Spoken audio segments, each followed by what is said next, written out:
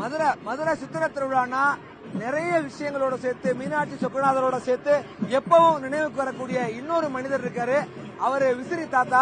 விசிறி தாத்தா நாங்க பாக்குற வரைக்கும் பிறந்ததுல இருந்து இன்ன வரைக்கும் பாத்துக்கிட்டு இருக்கோம். திருவிழானா விசிறி தாத்தா இல்லாம நடக்காது மதுரைக்குள்ள. இவர்கிட்ட பேசுவோம். ஐயா, உங்க பேர் என்ன? எவ்வளவு நாளா வீசிட்டு இருக்கீங்க? என் பேர் எம் நடராஜன். இதை கூப்பிடுறது மயூர் விசிறி தாத்தா. உலகம் பூரா தெரியும், வேறே தெரியாது. நடராஜன். திருவிழால கொஞ்ச நேரம் நிக்கிற எங்களுக்கே டயர்ட் ஆயிருது. உங்களுக்கு டயர்ட் ஆகாதா? விசிறிட்டே இருக்கீங்க. டயர்டே ஆகாது. எனக்கு எந்த மேலுகால் வலி கிடையாது, நோய் கிடையாது, எந்த பிரச்சனையும் கிடையாது. மீனாட்சி அம்மா சுக்கநாதன் எப்படி இருக்காரோ அதே மாதிரி என் உடம்பு கிளீனா திக்கிறது.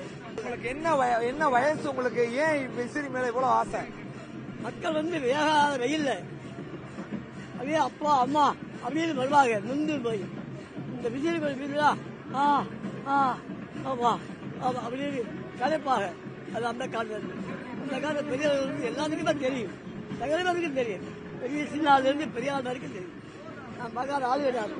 நேரு, இந்திரா காந்தி, காந்தி, இஸ்லாமிய தேர்தல் எல்லாருக்கும் வீசிருக்கேன். என்ன வயசு உங்களுக்கு?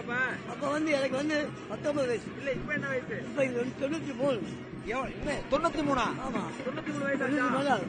93 வயசுல இவ்வளவு எனர்ஜியா வீசிக்கிட்டே வரீங்களே மக்களுக்காக.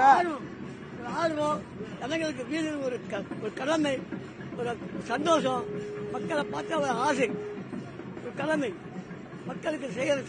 இன்னும் எவ்வளவு காலம் அப்படி வீச நினைக்கிறீங்க? இந்த உயிர் இருக்கிற வரைக்கும் மண்ணுக்குள்ள போற வரைக்கும் செய்வேன். எனக்கு தைரியம் இருக்கு. நான் ஒரு இரும்பு மனிதன், நான் ஒரு மோராஜி, அவங்க காங்கிரஸ். எனக்கு நோயே கிடையாது, ரொம்ப அசதி கிடையாது, கை வலிக்காது, கால் வலிக்காது.